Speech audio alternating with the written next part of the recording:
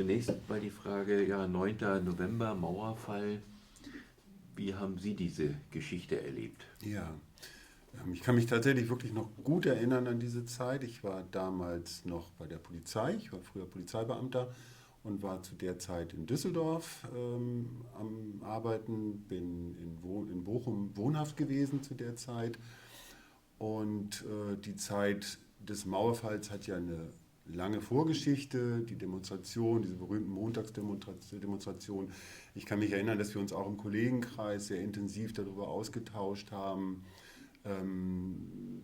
verschiedene Geschichten erzählt haben dazu, Nachrichten, also aktuelles Tagesgeschehen wurde irgendwie verfolgt.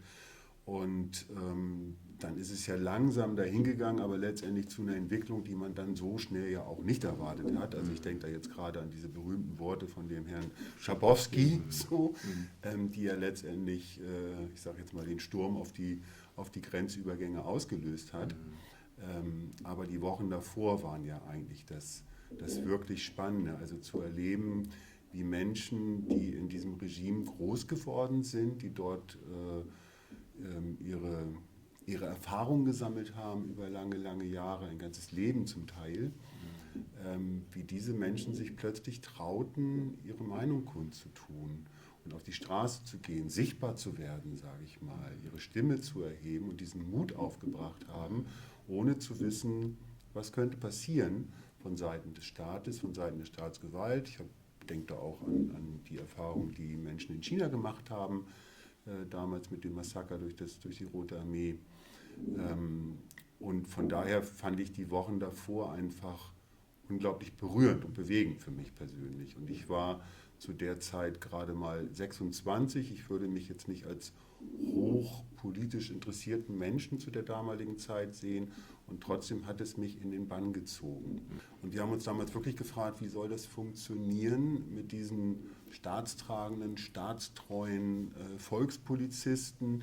Wie kann man das überhaupt integrieren in einen Apparat, wie wir ihn als Polizei damals kennengelernt haben? Wir haben uns das nicht vorstellen können, dass das funktionieren kann. Also wir haben, glaube ich, auch ein bisschen Vorteil getrieben, sind wir davon ausgegangen, davon kann man eigentlich niemanden übernehmen. Ja, im Prinzip, so habe ich es jeweils in Erinnerung und erlebt, die komplette Führungsriege ausgetauscht wurde. Das heißt, es wurden wirklich, ich sag mal, gestandene Polizisten mit Führungserfahrung, mit Leitungserfahrung aus dem Westen importiert, in den Osten sozusagen, um all das, was zu regeln ist, auch wirklich vor Ort zu regeln. Und ich denke, ich kann schon sagen, ich weiß auch, dass es einfach auch eine große Welle an Aussortierung gegeben hat.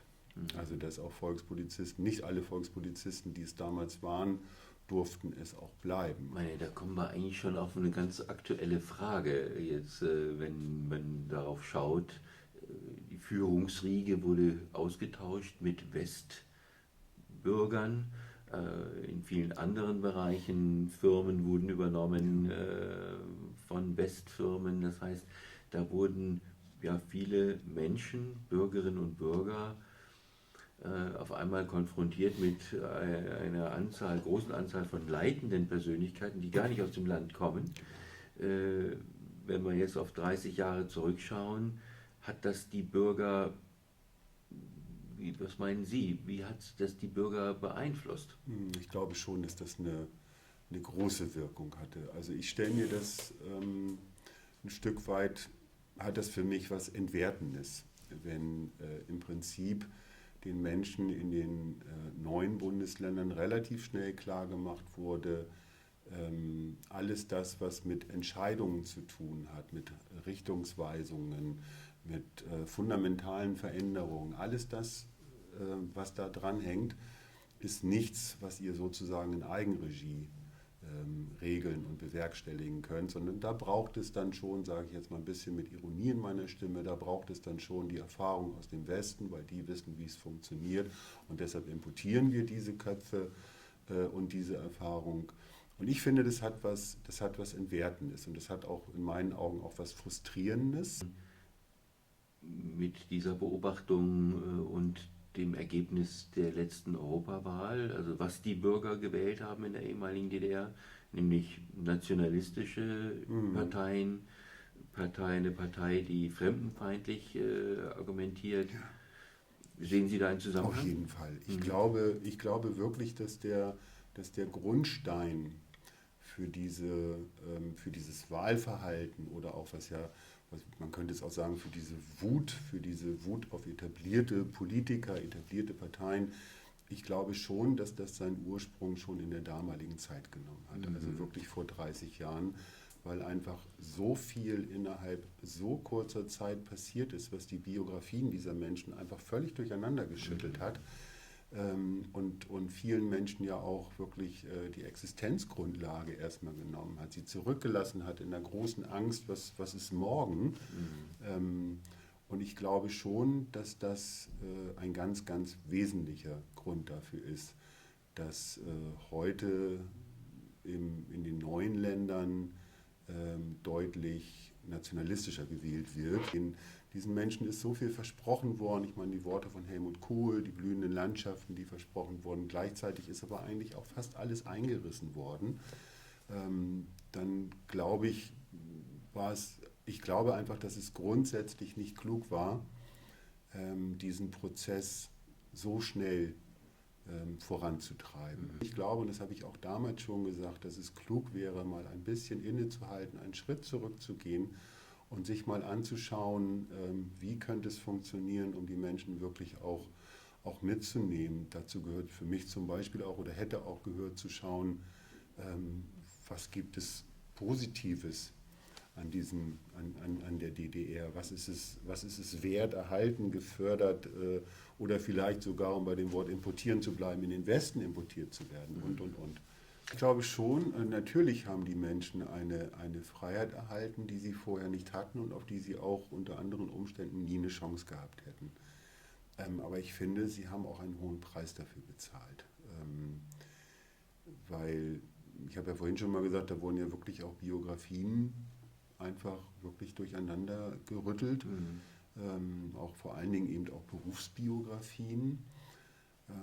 Ich glaube auch, es wird ja auch oft gesagt, dass bestimmte Gebiete und damit ja auch die Menschen, die in diesen Gebieten leben, einfach abgehängt sind.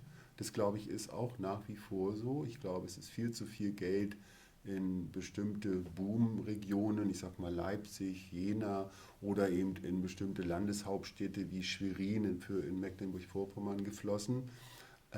Aber man hat die ländlichen Bereiche völlig außen vor gelassen und völlig vergessen.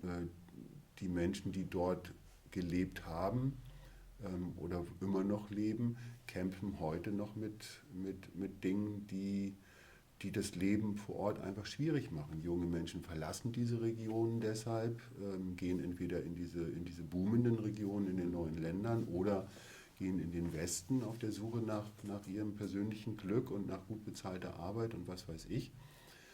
Aber bestimmte Regionen sind einfach abgehängt. Wenn wir nochmal auf die nächste Generation schauen, Sie sind auch Vater von Kindern, gibt es da auch noch diese Haltung Ost-West oder wie hat sich das da entwickelt? Also hat sich das für die nächste Generation anders entwickelt als vielleicht für Ihre Generation?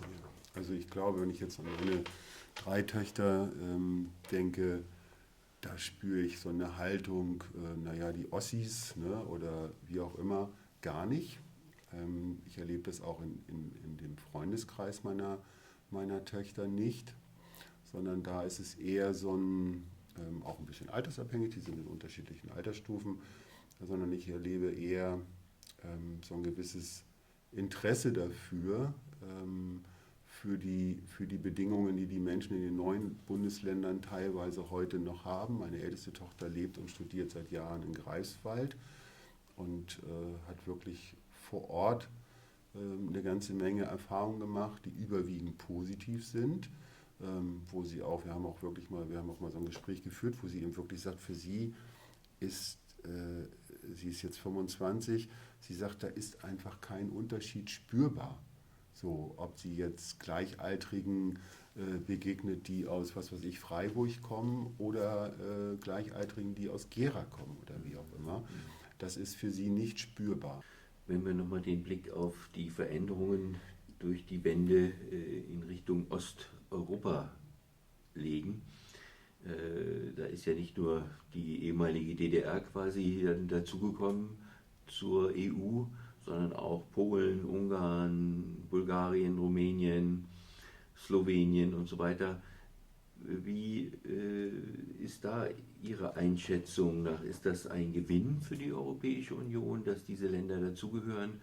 Oder teilen Sie eher die Skepsis gegenüber dieser Vergrößerung Nee, Europas? gar nicht. Also ich habe da überhaupt keine Skepsis, sondern ich glaube, dass alles, was in Richtung Osterweiterung oder also Beitritte der Ostländer in die EU, kann einfach letztendlich nur eine Bereicherung sein. Und ich persönlich, ich lebe gerne in einem Europa, wo ich Menschen aus unterschiedlichen Lebenszusammenhängen, Kulturen und begegne. Ich weiß, dass das gleichzeitig auch eine riesen Herausforderung ist für die EU. Alleine schon diese unterschiedlichen wirtschaftlichen Aspekte oder die wirtschaftliche Leistungskraft von bestimmten Ländern. Ich finde es auch schwierig, wie Polen mit Medienfreiheit umgeht. Also da sage ich auch, okay, wie ist das möglich, ne? In unserem Europa, warum darf es das geben? So. Und trotzdem finde ich einfach den Mehrwert an Begegnungsmöglichkeiten, an freien Grenzen, an Erfahrungsaustausch, der da möglich ist. Und ich persönlich möchte einfach in einem Kontext leben, der genau das möglich macht.